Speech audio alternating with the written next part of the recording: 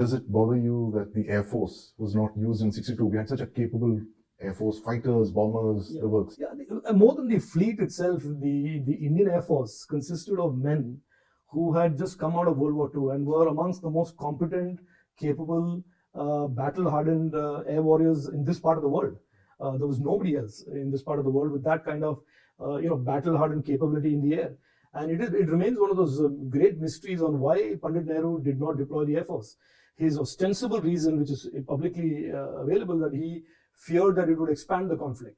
Now, when an enemy is taking 38,000 square kilometers of land away from you, and you are fearing expanding the conflict, I certainly don't think the two things add up. Because if you feel that 38,000 square kilometers of land being taken away by a country who's attacked you is no cause for you to fight back, then of course that may have been his thinking in 1962, but certainly not the norm today. I mean, we will fight hard for every square inch of land.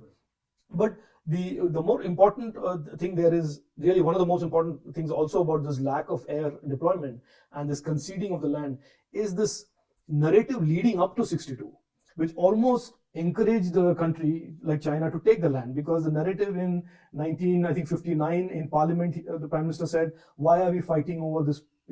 A place where not even a blade of grass grows. Why should conflicts be fought for beautiful mountains?"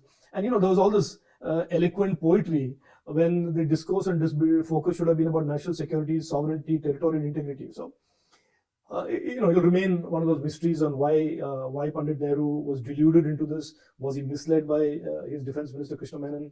Was he misled by the Chinese? But certainly, there's no doubt in military doctrine, military doctrinal history, that not deploying the Air Force certainly cost us. And the cost was paid for by many, many men of Van Kumau and all of those people who died in Rezangla. Imagine if there was air cover.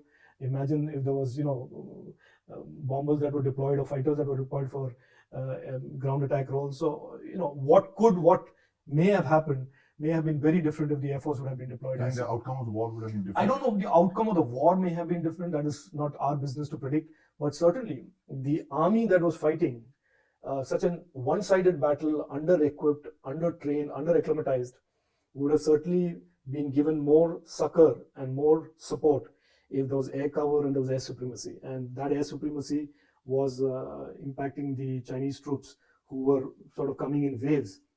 So certainly the Air Force's deployment would have altered the nature of this conflict. And it would have not been left to this really under-trained, under-equipped, under-prepared army to deal with this aggression on its own as it had to.